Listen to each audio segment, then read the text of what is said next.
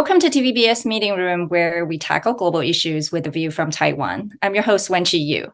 Today, we're pleased to have Andrew Yang, co-chair of the Forward Party, a candidate of the 2020 Democratic presidential primaries, and a candidate of the New York City Democratic mayoral primary. He's an entrepreneur and author of 3 books, including Forward, Notes on the Future of Our Democracy. Andrew is also a son of immigrants from Taiwan. Welcome, Andrew. It's great to be here. 大家好. 大家好.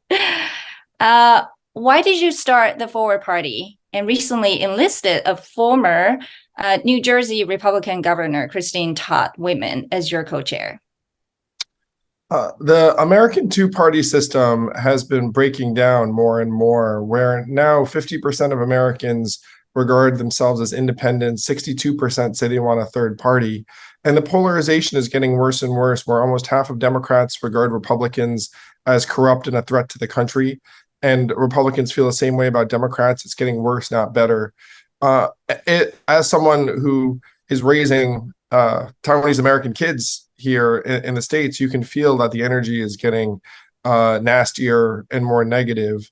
And so this dynamic can only be shifted if you have a positive unifying third-party movement that creates real choice in the American system and helps bring the temperature down by changing some of the structures that, frankly, right now are elevating the polarization in American life.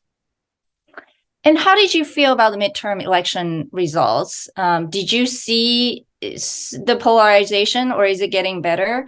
And over the weekend, we also just saw that Senator Warnock secure his seat representing Georgia, making the Senate actually a little bit better than 50-50. Now it's 51-49. So what did you think the message the American voters were really sending to Washington, D.C.? Well, I was encouraged by the midterm results. There were a number of extremists who denied the election that lost in various races. But one of the jokes I was sharing was that dodging a bullet is not a strategy. Where right now. What does that mean? Dodging a bullet is not a strategy. Well, so if you look at the margins in some of these races you're describing, you're talking about often maybe 1 percentage point in Arizona or less. In Nevada, it was less than 1%. And so you're getting by the hair's breadth, avoiding really nasty extremist candidates. And let's say the economic conditions were to worsen here in the U.S. Does anyone really have any confidence that that 1% might not have gone the other direction? So right now, the American political system is teetering at the edge. And what's required is for it to be modernized and upgraded to a more representative, dynamic, multi-party system. The problem is that the two-party system right now is enforced by a set of rules that advantage both incumbent parties. Members of Congress in the U.S. have a re-election rate of 94%, even though the approval rate of Congress overall is only 22%. Think about that massive divide. And that's why Americans seem like they're going so crazy, is that they look up and say, 3 out of 4 of us are unhappy, but we can't change anything. Yeah, as you said, clearly most Americans are not happy with either political party. And your book actually points out some of the major challenges facing the U.S. right now, from growing inequality, the feeling of exclusion of many groups in society, and a dysfunctional Washington, D.C., and to the role of social media in deepening social divide. Can you say more about the Forward Party solutions? Oh, thank you so much for digging into my book. The Forward Party is trying to solve the problems at the structural level. Our goal is not just to win an election. Our goal is to make it so that our elections actually elevate the right type of leader who wants to pass reasonable policies based on data and results. And the American way of life is declining nationwide, regardless of whether you're in a blue or red area, regardless of whether. What does that mean when you say American life is declining? Well, America is now 31st in the world at public education, infant mortality, life expectancy, clean air and clean water, and those numbers have been going down. Writ large, American incomes have more or less been stable or the same, while the cost of housing, education, and healthcare have all gone up and up. So that's why Americans seem so stressed and miserable. And this is true regardless of which party is in power. Maybe one party might be marginally better at addressing these issues, but that's why you see the anger rising in American life. And you either need a healthy system that can channel this energy and make real change, or you're going to see the entire system get overrun. That's what I mean when I say dodging a bullet is not a strategy, is that a lot of people didn't think that Trump could get elected in 2016. He, until it changes, is the favorite to win the Republican nomination in 2024. Well, you talk about, the Forward Party is not about winning elections. And actually, you haven't really, put forward any candidates, even the last elections, but the party endorsed quite a few candidates. Can you share kind of your strategy, why you're doing this way? It's about navigating the rules that are meant to suppress third parties. So we're going to get recognized or be on the ballot in about 25 states over the course of the next 12 months. But until we're on the ballot, it's impossible to endorse a Forward Party candidate because you're not allowed to run on a Forward Party. So the way that the two-party system is enforced is essentially through a set of anti-competitive rules that are implemented at the state level in all 50 states.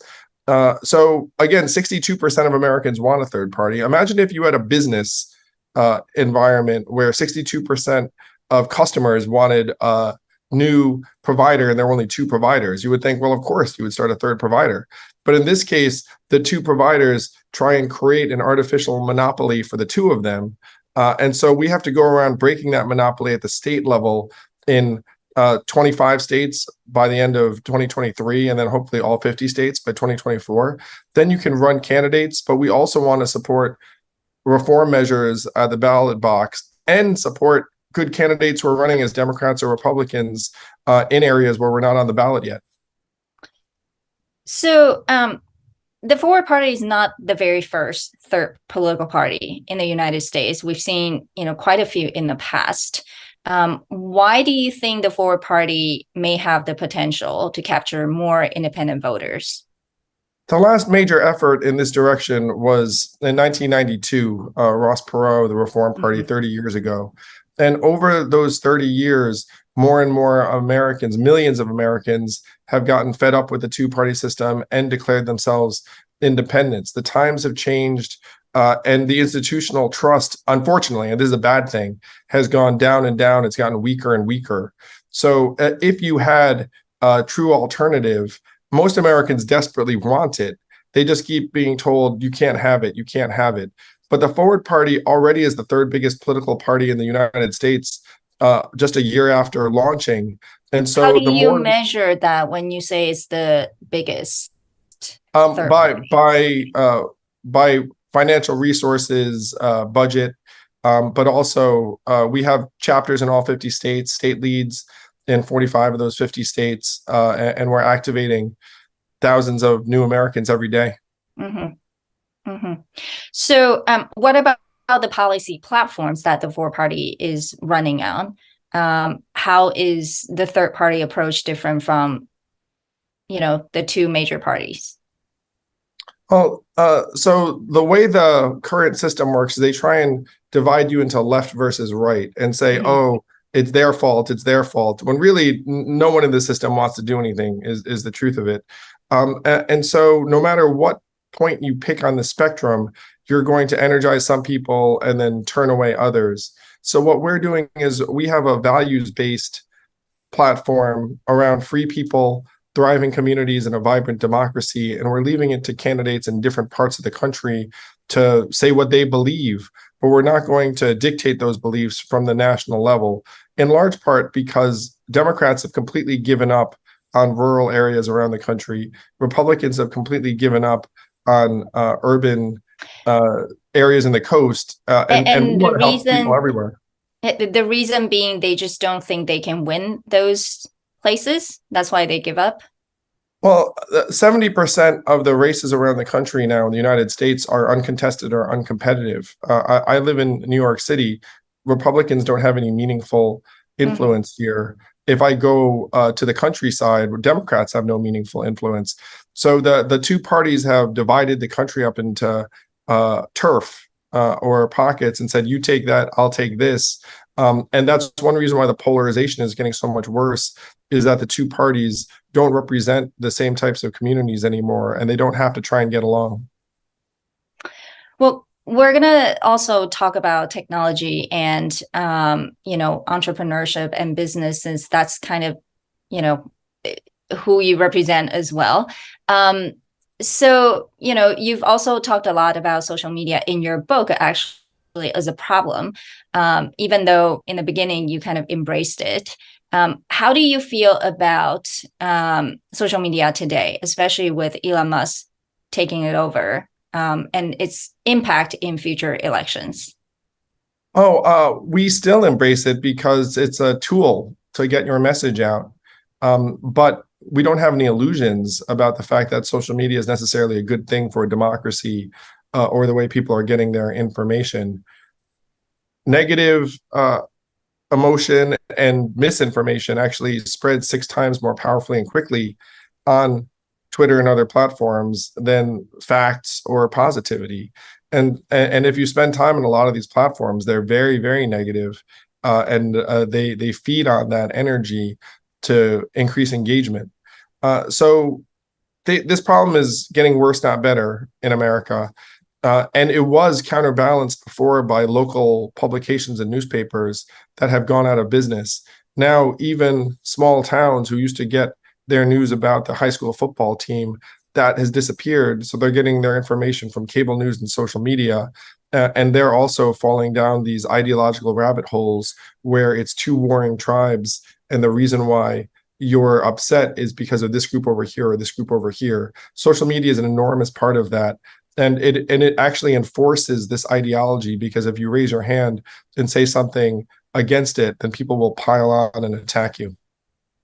Yeah. And do you think Elon Musk taking over Twitter is going to help alleviate this or make it worse?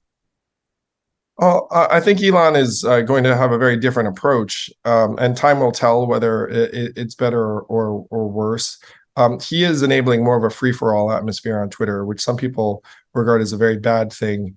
And the history shows that if you want to run an advertising business, they don't like free-for-alls. They want moderated content because they don't want their brand associated with something that's very inflammatory. Okay, so now going to Asian American related questions. You also have spoken quite a bit, especially during the pandemic, about the anti-Asian hate, and you yourself as an Asian American with parents from Taiwan. How does the immigrant family experience shape who you are today? And how does being a Taiwanese immigrant son in particular influence your upbringing and maybe decisions later in life? Well, the nearest decision is that I'm going back to Taiwan to visit my parents at the end of this year. Do they live in Taiwan right now? Yes, they do. So if you see someone who looks like me walking around Taiwan, it might actually be me. Because I'm heading back. I'm so proud of my parents. As a kid, I didn't realize just what they went through as immigrants to this country, trying to make a better life for me and my brother. But the fact that they went from relatively humble beginnings in Taiwan to the U.S. Inspired me to think bigger about what I could do in my lifetime, really, in one generation. And the fact that I ran for president of the United States and made 7 national debates and raised tens of millions of dollars from everyday Americans, the vast majority of whom were not Asian American, by the way. Yes. It is something that I'm very proud of. But that's only possible because of the example my parents set, and I love them dearly for it. Yeah, but as you said, even though a lot of your supporters are not Asian Americans, I think Asian American community does, feel proud of you. I hope so. Thank you for saying so. I mean, I'm very, very glad and and happy. we've seen actually, in different election cycles, a lot of you've endorsed some Asian Americans across different parties, and candidates seek your endorsement as well. And how do you feel about this, anti-Asian hate? And what have you been talking about just in terms of this relatively new phenomenon because of COVID? Asian Americans are the most underrepresented community in American elected office, bar none. And I'd love to help change that. I do endorse candidates at the local level of either party or anyone who's trying to do something good. And it makes me sad when they don't achieve their goals. Mm-hmm. I actually think that one thing that's suppressing Asian American political voice is the two-party system. Because if you have these two giant parties and Asian Americans are about 6% of the American population, we end up getting really diluted and diminished. And that if you had a different, more vibrant system, we'd have a much better chance of having our voice heard.